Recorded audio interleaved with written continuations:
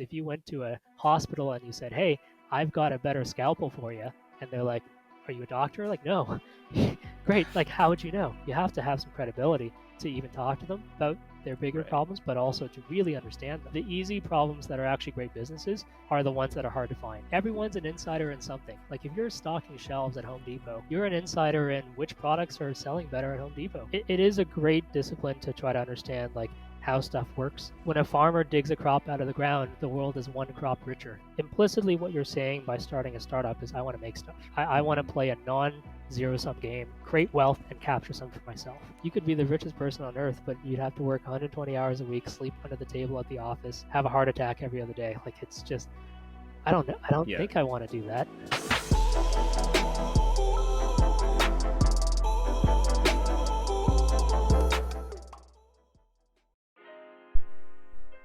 Welcome to the Generation Hustle Podcast, the show that explores the world of business, entrepreneurship, and culture, all centered around the millennial. I'm your co-host, Amin, alongside my good friend, Sherston. So picture this. You're walking through a mall and you're trying to find your favorite store. You go up to a touchscreen map kiosk, and with the click of a few buttons, it tells you exactly how to get to the store, along with promotions currently happening. Well, many of the world's largest malls have this technology thanks to MappedIn. On episode 33, we sit down with co-founder and CEO of MappedIn, Hongwei Liu. You may also recognize him from the early years of Dragon's Den, having successfully pitched and closed the deal. We explore his journey as a young entrepreneur, the challenges he faced while growing MappedIn, how he grew his sales and leadership skills coming from an engineering background, and finally sharing his philosophy on doing things that don't scale. One thing is for sure, we had an absolute blast on this podcast with an amazing entrepreneur. Well, let's get right into it. Again, super happy to have you on. Yeah, thanks for having me. It's a lot of fun, so appreciate you doing it. Yeah, so let's just jump right into this. So, one of the most common questions we get from our listeners is like, how can someone build a company while in school or, when they've just graduated, right? Right. So, your experience is that you came out of school obviously built MappedIn during school. And as a young 20-year-old building MappedIn, what were some of the kind of first roadblocks that you faced on your journey? And like, you've probably heard no so many times being such a young entrepreneur. Sure. Well, I mean, I still get no all the time. Um, that's okay. I normally just tell people, like, especially if you're in school, but just in general, start a project, don't start a company. Um, Mm-hmm. MappedIn started out as a project. We wanted to help fellow students find classes on campus, and we thought that that would be a fun thing to build every now and then. I think our Yeah. first term, I was in my 1B term in school. It was, first year, still taking in the sights of being on campus, but we decided, me and two friends at the time, every other weekend, let's spend, a couple hours coding this thing. And then that led to showing it to some people, because part of the experience, I guess, is, hey, here's my project. What do you think about it? And eventually Right. we met enough people that said, that's actually pretty interesting. And we eventually stumbled upon our first customer, which ended up being Conestoga Mall in town. And, Right. and we got very lucky that Sandra Stone, the GM, who's now retired at the time, but basically took a bet on us and said, yeah, this, I get it. This makes sense. What's it going to take?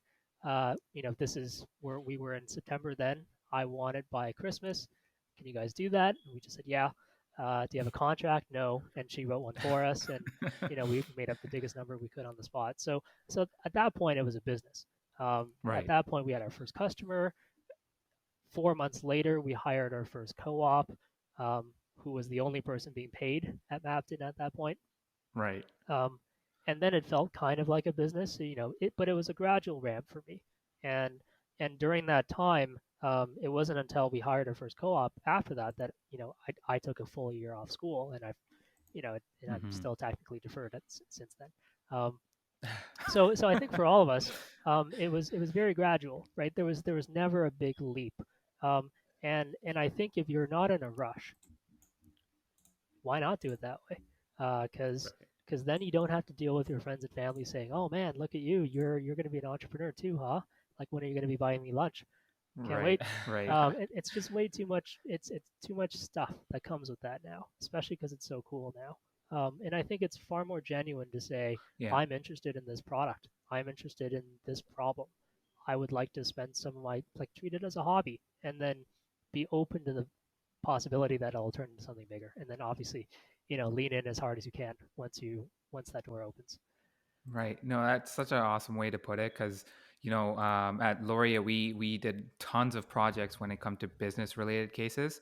But in terms of promoting entrepreneurship, I don't think a lot of us during school are actually taught, hey, if you actually conceptualize a project and you think it has value later on, go ahead and build it. A lot of my professors never taught me that. And I think you took the risk on in terms of, hey, there might be an opportunity here and let's go for it. And that's unique in and of itself. Well, I think school is, especially university, is actually not the place to learn that stuff. I, Hmm. I love Waterloo for being so flexible. I think that was the best part about it. It was flexible enough that I could just walk away from it for a term, and they didn't ask any questions, and come back whenever you want. And the reality is like it was easier to get into engineering when I did. If I went back now, I'd be steamrolled by like the quality of the candidates in my program now. But the school was so flexible to it.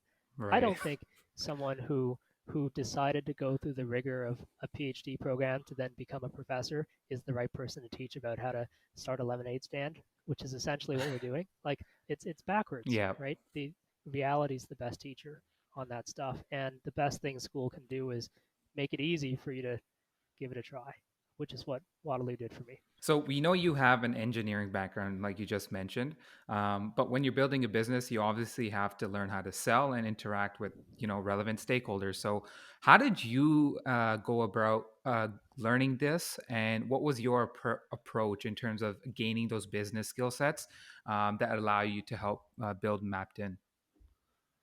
Yeah, so I mean, one meeting at a time, right? One no at a time. Of the original group, I was the least bad at talking to people. So I was made CEO and I was made to talk to people full time. And full time back then meant something very different, right?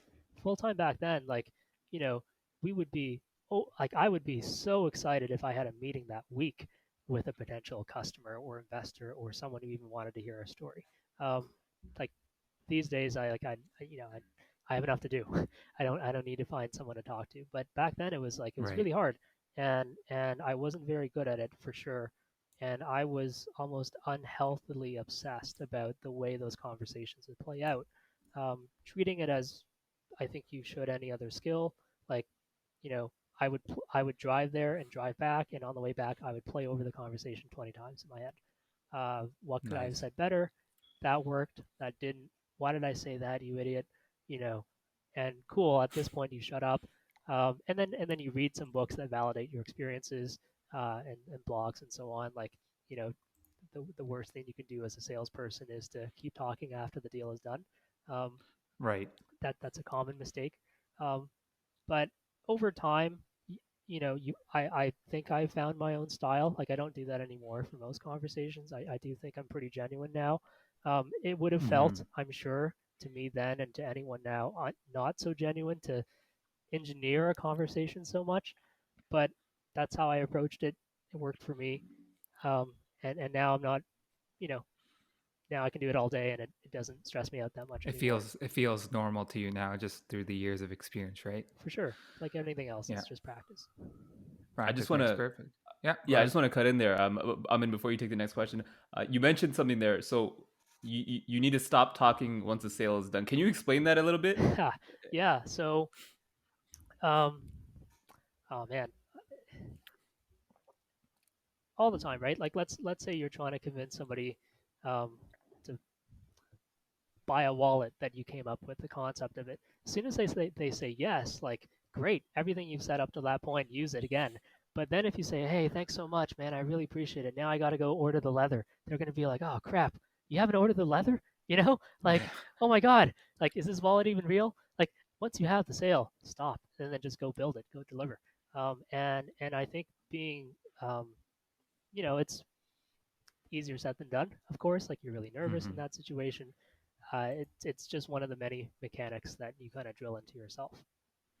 Right. Yeah, for sure. I like that, especially us working on the podcast as well. We've learned a lot on when to talk and when to shut up and just let people run with what they're saying too. And it ruins the like sometimes it ruins the flow of their conversation and things too. So I love that point. Yeah, we've tried to practice. I mean, we've done this like 35 times now. And trust me, like the first time we did it to now, it's like a huge difference. It's just like to your point, it takes practice in terms of learning um, and perfecting the art in terms of what you're doing, right? So, For sure. in terms of like the entrepreneurial route, I think a lot has been conveyed in like say social media nowadays that it is the cool thing to do, right? And so, what is your kind of thought on the environment that we live in today? And do you believe like entrepreneurship is for everyone? That's the first question.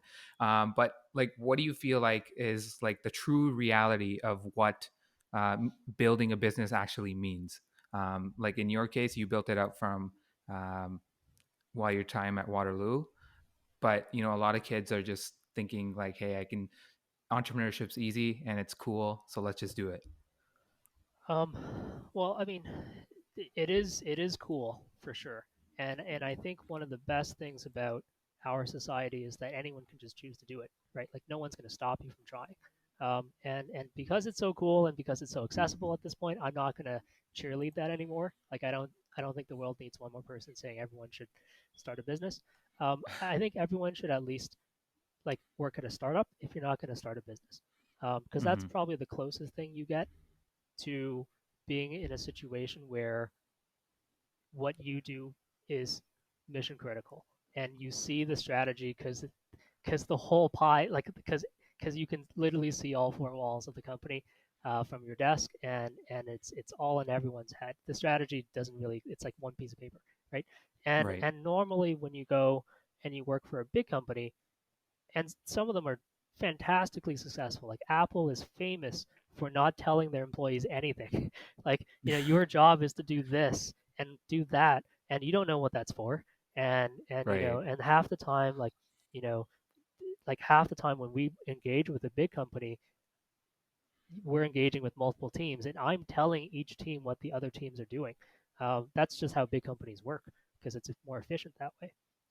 It's more Right. efficient for the company, but it actually doesn't allow the person to learn as much. Whereas, like, I really think that one of the best things that MappedIn offers our employees, and I say this to every batch of co-ops, is you can ask me anything. You can't ask me about HR stuff, but otherwise, I'll talk to you all day. I would Yeah. love for you to understand everything that it is that we're doing and why, because I think that'll make you more motivated and make you more able to help us on our mission. And I would have loved to do that when I was a co-op at BlackBerry. Jim Balsillie was two floors Mm-hmm. above me. I couldn't talk to him then. Right. Yeah. Right? And he wasn't going to explain to me all the strategy that went into how he got his deals done with Rogers and so on. But MappedIn, I'm not that special. I've got a lot of time to chat with people who work here. So um, and I think the same goes from what I can tell from my friends who've gone and worked for like the unicorn companies in the valley. Like they Right. they have the confidence of that experience, but they also have the experience itself, which is I was mission critical. There was no Yeah. backup for me. I did it. I took it from here to here, and that looks good on a resume. It builds confidence. It builds real skills, and then you can cash that in at the big company later on. You don't have to start For your own sure. company if your goal is that CV. And I Mm-hmm. will just say I think a lot of people are starting companies or dabbling in it for the purpose of their CV. Um, so I'll just point out that you can actually make more money and get paid to do that by working for a good startup, and maybe that's Yeah. something that they should consider. No, that's awesome advice. And, just on that topic there, if I do, like, say, for example, somebody does join a startup, what is the best advice you can give them in terms of making an impact and making sure that they are prioritizing mission critical in terms of areas that are benefiting the future trajectory of your company? Right. That's a tough one, right? Because I mean, with everything, there's a downside. I I, Yeah. I hope that MappedIn has been a good experience for everyone. Um, I'm sure there's been one or two cases where we let someone down or they didn't have the right experience that they thought they wanted. And you're taking a bigger risk in general signing up for a startup than you would for a big company, right? Like um, Right. working for a big company, even if it's a boring one, it kind of like there's like a minimum level of value it adds to you, both in paycheck and credibility. For a startup, you really do need a story. You need a story coming out of it that says, this is what we were doing, and you pitch it like the founder pitches it, and this is what I did, and here's all the things I got to do and all the things I got to learn. And you got to think to yourself, as part of the interview and as part of your months, like, what's that story going to be for me as part of this? Mm-hmm. What did I learn? And that's the opportunity. You're trading off security for that, so definitely make use of it. And what would be, say, like the best piece of advice you have received or given while building MappedIn? Best advice I got, or the best advice I actually took, because they're very different. You know, like Paul Graham, who's like startup Jesus in my mind. He writes all day, like he writes the best stuff on this, and most people just paraphrase him going forward. But he once jokes that his job at YC was to just tell founders every day the two things that they need to do, and then be ignored every day, and help them deal with the problems that arise as a result. So, I mean, the two things you got to do every day is just build your product and get customers. That's it. Mm-hmm. And yet, what everyone ends up doing, myself included, is go to pitch events and talk to the lawyer that wants to talk to you to take your money to incorporate your business, and get an accountant because that's what you're supposed to do, and like have hoodies, and and like buy the right type of, like, everything else, because those things feel like you're building something, and they're small and they're incremental, and the big scary things are, can you build this audacious product if that's what's hard, or can you sell it Right. if that's what's hard? And it's really hard to just stay in that trench all day, but that's the best thing you can do. So I think the best advice I probably got early on was, just like basically keep your burn low as you can, only spend what you must, Mm-hmm. just get customers. And then, of course, Right. I didn't really just do that. It took a while to learn the hard way, and I think MappedIn's been a very, very great education, and a very expensive one also. Yeah. In the Right. grand scheme of things. Can you tell us about that story where I think I was listening to this on I think you did something for UW where you guys went to a motel. I think it was either in Vegas or something, and you had to kind of it was like $30 a night or something Yeah. like that. Yeah, Yeah. that was before we got our first check. We were following that advice before we got our first investment, and we follow it now. It was a period in between where we were dummies. So before we had any money, we were invited by what would become our eventual first investor to go down to the San Diego trade show. To go down Right, to San Diego Yeah. for a very large geomatics trade show, like mapping trade show that they ran. Um, so we found, using like whatever booking website, like a triple layover flight to get from Toronto to San Diego, and then we Airbnb'd a boat in the marina for $30 a night that slept as many people as you wanted to sleep, but it really only slept one. We had 3 people in there. It didn't have any running water. But because it was in the marina, you could walk to the marina like locker room and use the shower and restroom there. Right.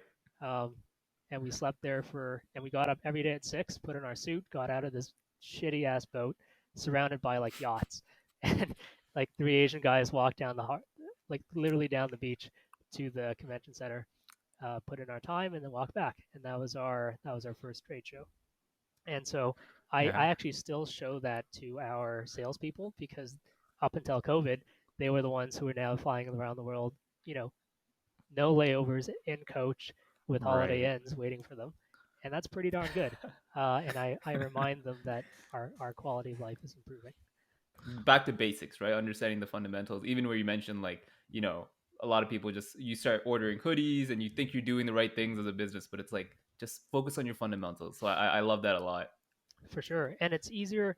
It's obviously easier said than done. It's also easier when you're like you're like a university student anyway. Like ramen is what all your friends are eating. It's a lot harder, I think, if you wanted to do this, like, after you worked for a while, after you have a partner who expects like a date every week or something like that. It's just much harder, right? So, yeah. So that's why I think schools probably is a great time to be thinking about this sort of thing. Yeah, 100%. My meal of choice was mac and cheese, not ramen. But Nice. yeah, I feel you there. But so I want to go back to the product itself with MappedIn. So one thing that you mentioned at the beginning of this was you should start with a project and kind of it will lead to a business if it works out. So can you tell us about how you kind of came up with the idea itself? Like I know you wanted to work on a project, but how the idea of like mapping system actually work? How did you come up with that? Um, Before I answer that, I'll just caveat what I said earlier, which is that's if you're a first-time founder, start Right. a project. Mm-hmm. Like if you've done this before, like you don't need to learn it from me. You can be far more intentional. So I think how we first came across MappedIn as an idea, like it was just, you know, let's help people find stuff indoors. Why doesn't that exist? It wasn't Right. until 3 years later that in doing that we stumbled upon what ultimately became our real product idea, which was how do we keep indoor maps up to date, right? So in the beginning, our first three paying customers were Conestoga Mall, the University of Waterloo, and Casino Rama up in Orillia, Oh, Ontario, okay. and Okay. completely different venues, as we call them.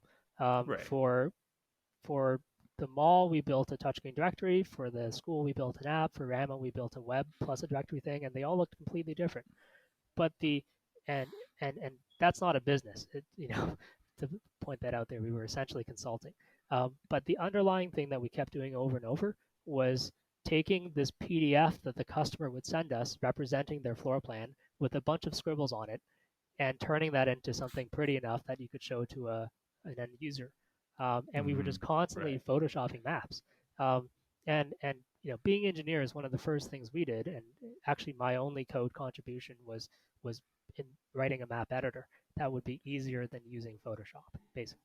Um, and and then once you unpack that and you start asking them, hey, why do you always send us these PDF things with scribbles on it? Then you realize actually the entire property management industry has this problem where once the building is built, the architects go away. The architects are the only Right. people who knew how to edit CAD files. From there, you just have like facility managers, floor managers, marketing managers printing out CAD files and scribbling on them. And that's status quo forever. Right. And then they incur these small drips of agency fees, design agency fees for someone like us who's updating their website or creating a new directory to turn the latest set of scribbles into something digital that can be presented. So that is now today our core product is we built a word processor for maps that anyone can use that Nice. Okay. and that keeps one source of truth. Um, and we never would have discovered that being students at the University of Waterloo if we hadn't worked with these property managers is what they had in common. They all managed buildings, and that was by accident. It was somewhat intuitive in that for me at least it was always the most interesting thing that we were doing is building this tool. We spent Right. we got paid way more in the early days to build all these fancy interfaces because everyone wanted Right. it in a different color and we'd have to like customize it and charge them more. But for me, we always carved out a fairly large part of our engineering uh, investment on the tools. And eventually, maybe we got lucky, but enough customers said, hey, those tools are really valuable. And we found new customers that don't even want directories, they just want tools. And Right. that has actually led to a lot of our more recent growth. That's That's incredible. Like you kind of just stumbled upon a problem by just mapping out interiors. You know what I mean? Like just finding that problem with all these venues, with architects not just being there and not knowing how to work with those floor plans and things like that. Yep. So would you say like how would you say like your mission statement at MappedIn has changed over time, or has it at all? Um, well, it used to be it used to be Google Maps for the indoors, which couldn't have really been a mission statement. But now it's one map everywhere, which Okay. is more subtle, right? Like before it was about the end user experience. Now it's about how do we just make this data exist, right? Because right Right. now there is right. no digital copy of every physical building. There just isn't. There's like billions of sheets of paper in the world that are all kind of Right. out of date. And that's become our driving mission statement, and it informs our product strategy. And we got there by first embedding ourselves in the real estate industry, doing something else that they wanted that was less scalable to discover this Mm-hmm. problem that they also want that is far more scalable. And I think that's I would recommend anyone do it that way, frankly, because if you went to a hospital and you said, hey, I've got a better scalpel for you, and they're like, are you a doctor? Like, no. Great. Like, how would you know, right? You have to be in their shoes. You have to have some credibility to even talk to them about their bigger Right. problems, but also to really understand them. From the outside, you might think the problem with hospitals is that they just don't have enough nurses in the ER room, and it backs up. But really, maybe it's somewhere else, right? And you just don't know. Right. And how would you know unless you're in there? I think there are so many like really easy problems, like just obvious problems, but not obvious to someone sitting here pontificating, because then that would have been like those have all been found, right? The easy problems that are actually great businesses are the ones that are hard to find at this point. And to do that, you have to like immerse yourself in something, and that also is useful. That's something that Amin and I talk about all the time, and just in terms of, because we're always thinking of different business ideas or anything like that, and it's always like let's try and find a problem that we can solve. But to that point, you touched it there, right? All the easy ones have been solved already, so you won't know until you get your feet wet and figure out something that just comes up randomly or along the way. Yeah, and I remember, I think it was Ashton Kutcher who first said this, but everyone's an insider in something. Like if you're stocking shelves at Home Depot, you're an insider in which products are selling better at Home Depot Right. before the results Yeah. come out, right? You know that. Good and point. and you're an insider on just the problem of stocking and pick pack, which it turns out is a pretty big problem for Home Depot. Like Right. everyone knows this stuff, you just take it for granted.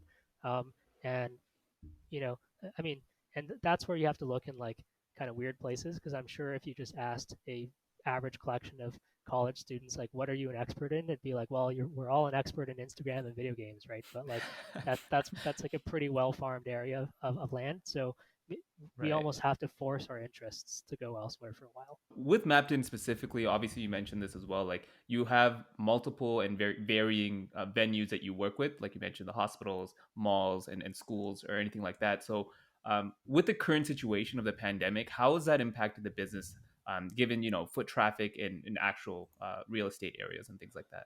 Yeah, so the retail business has been hit hard. There's no doubt. I mean, we're riding that wave. We're riding it out with our clients. We're super grateful to all of our shopping center customers because we haven't lost one yet since the Mm-hmm. start of the pandemic. Their doors are open, our maps are working. That's basically the strategy. And of course, this will end. Um, Silver lining for us, some silver lining at least, is that we've been global. We've been like the world's smallest global company for a while, in that we've had customers in the Philippines and in Australia, in Dubai long before the pandemic started. So for us, it was Right. just you know well these North America's closed. They're not talking about more growth. Great, let's spend our time talking Australia, where this year we hope to get from 10 to 50% coverage of their tier one shopping centers. Same with Japan. Same with the Philippines. Like there's always something else to be worked on, um, and we're quite busy doing that. We've also found another part of, actually, I would say the more strategic part of MappedIn, because the mall business, we're already the largest mapping provider for malls in the world by far. Um, so Right. so we're really good at that, and it's important that we continue to grow that. But it actually doesn't take a lot of my time to be like, hey, let's just keep doing that. Like we have a great team; they know what to do. So I've spent most of my time over the past 2 years thinking about how do we make our tools that are useful for mall companies useful for everyone else too. And so Mm-hmm. last year we signed up three pretty big wins and then a lot of small ones. But the three big ones, we got Major League Baseball to use our tools to Mm-hmm. have maps for all their players and fans. We got the Department of Homeland Security, the US one, Wow. to use Yeah. our tools for public safety. So that when a firefighter or a police officer shows up at a school, they have some idea of what's inside. Um, Right. and we got well, it's this last one, which was just announced. We got ServiceNow, which is a really large public IT company, IT services company, to use us to make MappedIn the de facto mapping integration for all of their customers, which is like everybody, as we're finding out. So we've been really busy these past couple weeks, just working on a lot of those new initiatives while doing our best to support our customers that are going to get through this for sure. Right. There's going to be fewer shopping centers at the end of this, I think. Um, the ones that will change into condos will be the strip malls, not the Sherway Gardens or the Eden Centers. And MappedIn was only ever going to work with the Sherway Gardens and Eden Centers Right. anyway. Um, Right. so I wish COVID wasn't here. I'm sure we all did, but it's affecting everyone. It's affecting us. We'll be okay. So basically what you described to me there was a great sense of leadership, and like that's kind of the next topic I want to talk about. Like you've kind of commanded and thought about strategy. You're forward looking in that sense, right? Because how do we deal with the pandemic and whatnot? So it takes a lot of time to develop that leadership skill, and often, it's hard to develop it over time. So what were your kind of methods in terms of developing that skill over, say, your earlier years, as you were a younger entrepreneur in your early 20s, and how did your team take to you being, like, say, a 20 something year old CEO, and you might have like senior leadership like in their 30s and stuff like that? Well, it helps that I'm almost in my 30s now myself, so time helps with that. I think it, I mean, I don't know if this is too abnormal in my case, but like our first five hires, three are still with MappedIn, and if I wasn't their boss, I think I'd be really good friends with them. Like these are great people, and Right. I really enjoy working with them, and it's been fun. And one of my biggest motivators is each of them needs to like get a house out of this at the very least, right? Like they've really put Yeah. in the time. Um, so so I think I've been very fortunate in some of the early people that were attracted for whatever reason to work with us. Like we weren't, even after Dragon's Den, but certainly before that, we weren't banging our chest saying we're going to take over the world. Like Right. we just said, hey, this is a pretty cool problem we want to work on here. It's related to maps. We have some customers. I'm really excited about it. And here's all the stuff we need help with. Would you like to come work with us? And the people that we found on that basis turns out to be really good people. And so, if my best achievements as a leader are people, my worst mistakes are also that, are also people related. It's the thing that, anything else I can kind of just think about and then go to bed. Uh, this Right. this keeps you up, and I find it's, you know, every mistake you make, you don't do it again. I Right. guess. Eh, right. And I'll quote PG on this one again because he said, all of our intuitions as a new founder about starting a business are wrong. It's very unintuitive, except for people, because if Right. you're like a second year student, you've had 18 years, like, well, 16 years, let's say, of conscious experience dealing with people, and you have a good sense from your school life, from your social life, from your sporting, extracurriculars. You know who you like working with. Right. Like, Right. and you're not going to work with everybody. Like, it's not an objective thing. It's just, I like working with these people. I don't like working with these people. And um, you know obviously, you have to like working with them and also be able to get great outcomes. So you have to be able to, like, really win the science fair if that was your goal, right? But Right. you have a good sense of the people you like to work with. And most of my mistakes were working with people that I probably wouldn't have joined a sports team with, Okay. but felt that they were impressive anyway for some other reason. Maybe Right. and I, because their resume said so, because they're really impressive, because they're better at talking than I was and am. Um, and of course you want to take a shot on that, right? Like we're all optimists. Um, I don't think I'll stop, but in hindsight, Right. that's mostly where I've gone wrong. Is Mm-hmm. yeah, it's always Yeah. on people, and it's No, normally that's just when you fair. go against your gut on people. Yeah.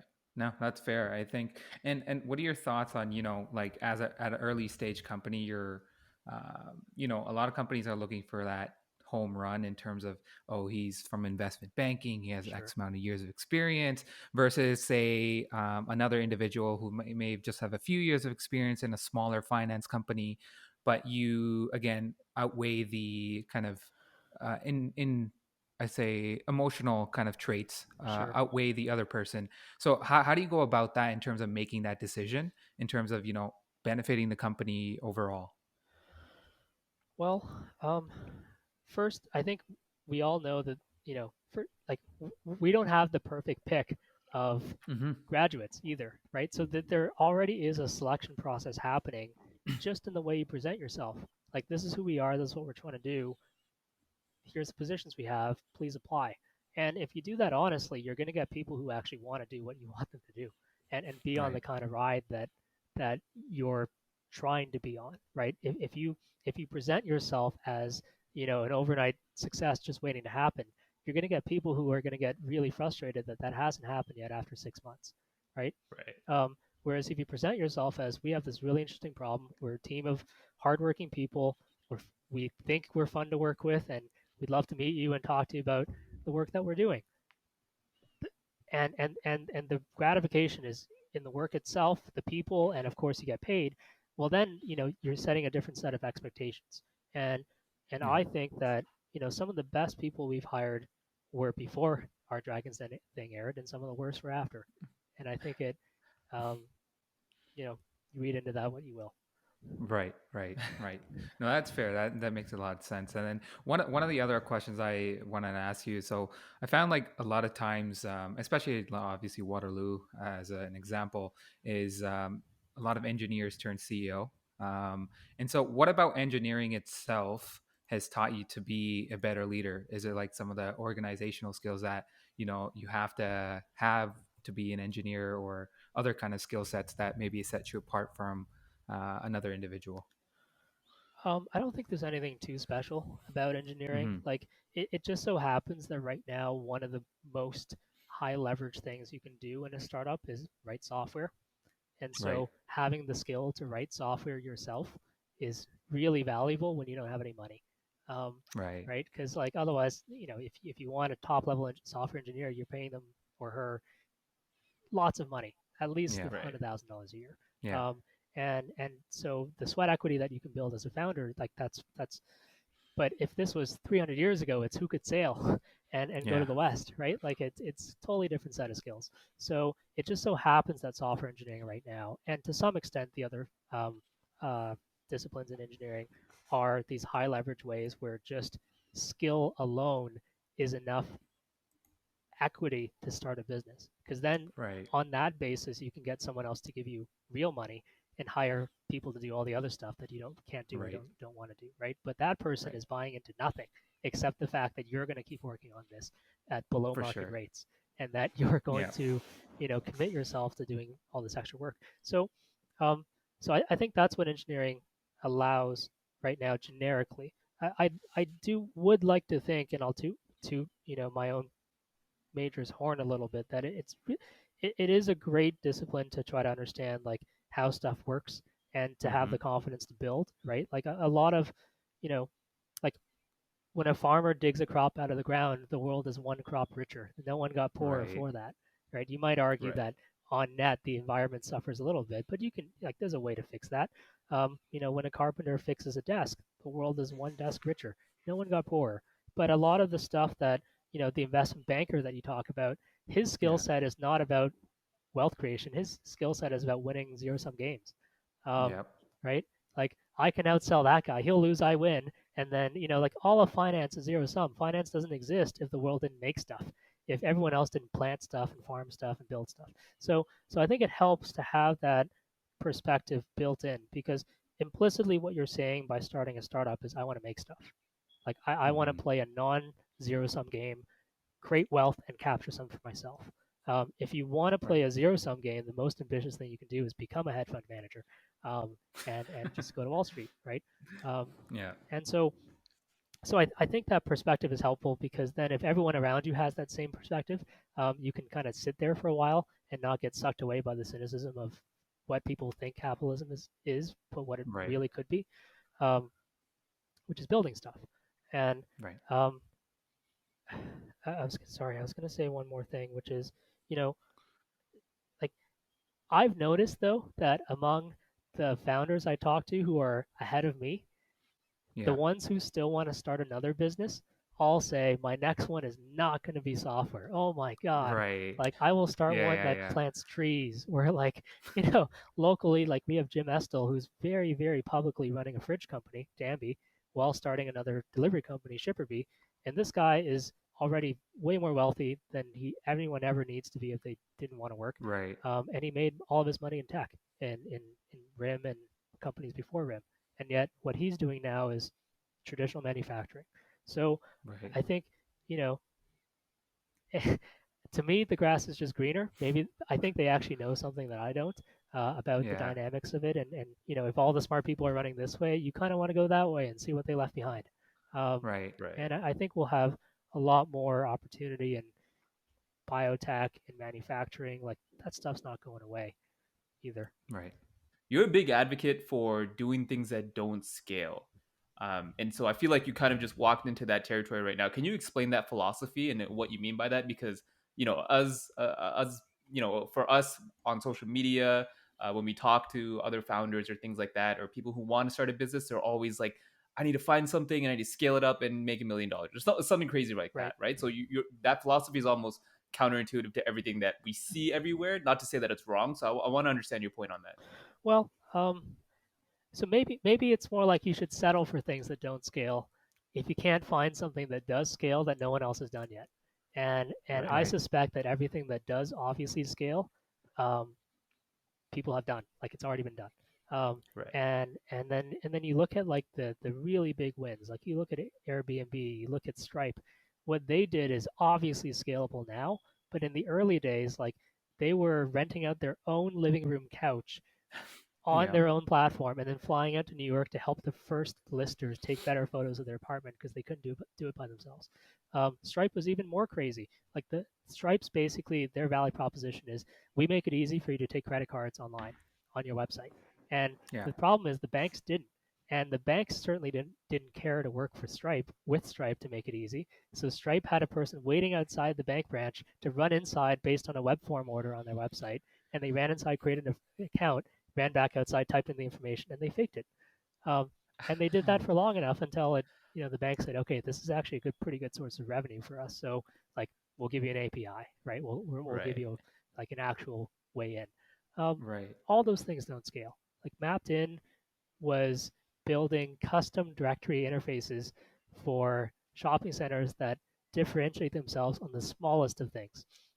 So and that definitely didn't seem scalable to even to some of us. But to me, the underlying thing was, well, the mapping tools are scalable. Like if we can prove it Right. out with this category, we can make it useful for the U.S. government one day. I didn't really see that coming, but that's a pretty big one. Um, and and I think it's okay to do things that don't scale because frankly, your other alternative is to work for the man. That doesn't really scale either, right? Right. So it's okay to work for yourself on something that doesn't scale, as long as you're willing to look for something that does and then react quickly to that opportunity. Yeah, I think that's an incredible perspective, especially for young entrepreneurs who are trying to kind of build something of their own and understand how to enter that world. So, with that in mind, what would be like your best piece of advice to that world of people approaching business and approaching these problems, given all this? Oh boy. Well, so if you distill all of that stuff, which is start a project, do things that don't scale, that probably won't work anyway, and make something which is going to be harder than playing a zero sum game. Like you ultimately get down to like you better like this thing that you want to do anyway for some reason that is to Right. someone else irrational. Um, and then the cliche way of saying that is do what you love, which I think so many of us discount because we feel like our parents did us a disservice by telling us to do that as a generation. And then Right. so many of us are now, like the, all the jokes about millennials. It's it's well intentioned. You do have to work really hard, and there are most days that you don't will not love whatever you choose to do. But on balance, you have to like doing this thing that most of your friends really wouldn't do. Um, Mm-hmm. if you want to be successful in a strange way, because otherwise you're doing what everyone else does, and that's okay, right? Like that's my mom still wants me to be a doctor, I'm sure, and I'm sure that's a great outcome for anyone who's doing that. Um, so so yeah, I mean, take your time, figure out something you really like doing. Make sure it's not something that everyone else really likes doing too, because then it's not that special. Right. And then dig into that, find out why. We're with you. I think both of us can attest to that. My parents still look at me like, "Hey, when are you becoming a doctor or an engineer?" So don't even worry. That I don't think that ever ends. For sure. That's okay. That was great. I feel like you dropped a lot of interesting information and a lot of advice that is readily available and readily usable for us. So this was incredible. We typically like to kind of close out our podcast episodes with a little lightning round where we just toss some quick questions at you, and you can just tell us the first thing that comes to mind. Sure. Awesome. So first off, you have a long day at work. You come home, or maybe you're working from home and you're already home. How do you like to unwind? I mean, before COVID, I would love to be skiing right now. Since Okay. COVID, I play video games with my friends. That's the Nice. go-to. What's your go-to game right Well, now? have you guys heard about Valheim? It's new I on have not Steam. personally, no. No. Okay. Launched like 2 weeks ago. It's like Minecraft plus Skyrim. Pretty fun. Okay. Like Okay. you Okay. build houses with your friends and kill monsters. Nice. Yeah. No. My brother's a huge gamer, so he probably knows about it. Nice. For sure. So can you tell us one person that you'd like to have dinner with, dead or alive, if you can choose? Okay, so dead or alive, probably my grandfather, who passed away 10 years ago. He's a big part of my childhood, basically raised me, and I think Mhm. he'd get a big kick out of what I'm doing right now, and I think there's a lot of questions I'd like to ask him now that I thought about them. Right. So, For sure. That's beautiful. We love it. We love it. Can you tell us one company that you're looking at that you're really excited about, whether that's tech, finance, whatever? I don't think you're going to pick anyone in finance, but no, there's some cool stuff happening in finance for sure. One company though. Uh, I mean, because I don't want to take too long. Like I think what SpaceX is doing is the most inspirational thing ever, right? Like you know, who didn't grow up, or at least I grew up wanting to, like, if the Starship Enterprise was taken off tomorrow, I'd be on it. I don't care if I was Right. sweeping the floor or changing out plugs in the boiler room, like I'd be on that ship. And I Right. think our generation misses that sense of exploration because everything's been explored. And Yeah. how cool is it that someone can just go and say, fuck it, Yeah. I'm going to go Yeah. yeah. build rockets and go to the moon, go to Yeah. space. What are your thoughts on Elon overall? Gotta love him, right? Yeah. Yeah. Yeah, I have investors who don't, Okay. because he Okay. sets a very bad example for professionalism. But hey, like if that's what it takes to really move us forward on not one but three things at the same time, like I'm rooting for him big time. Yeah. Did you hear his recent podcast with Joe Rogan on how he shaped the rocket? Yeah, it's pointier even Uh, though it's worse. yeah. And that's a true CEO. Dude, that's so Oh, funny. man. Like Yeah. yeah. He just does whatever he likes, and it's just gonna work, right? So Well, clearly that's why he works so hard because it's for him. yeah. It's actually fun. Like to Yeah. anyone Yeah. else, like I look at his life. I don't know about you guys, but I talked about this with some of my friends, and it's like you love what he's doing, but would you really want to be doing it? Like you could be the richest person on earth, but you'd have to work 120 hours a week, sleep under the table at the office, and Yeah. just like have a heart attack every other day. Like it's just I don't know. I don't Yeah. think I want to do that. Yeah. So clearly though he loves it because he then gets to just arbitrarily make rockets less aerodynamic and pointier Yeah. as an inside joke and stick up the finger at anyone he wants. Yeah. Like Or buy Dogecoin. Yeah. yeah, Yeah. no, Hey, I'm rooting for him big time. Yeah. I think we all are. I love it. I mean, he's doing a lot of great things, so I mean, he has to have fun somehow, right? For sure. If it's not fun, why do it? Right? Exactly. Lastly, kind of the maybe controversial question that we have on our podcast is food related, and it's not ramen or mac and cheese. Do you like pineapple on your pizza? I don't like ham either, so no. Ooh, yes. All I think right. we're on a streak now of like 7 straight no's. So like I'm team no, by the way. So I'm team yes, and we're evening the scale now, so we're gonna need some tiebreakers soon. Yeah. But yeah. hey, Hongwei, this was great. Thank you so much for coming on the podcast and giving us all this insight. I feel like you dropped a lot of gems here that a lot of our users can use, ourselves included. I appreciate you guys doing it. It's a lot of fun, especially right now when there's nothing else to do. So hit me Yeah. up if you want to chat again.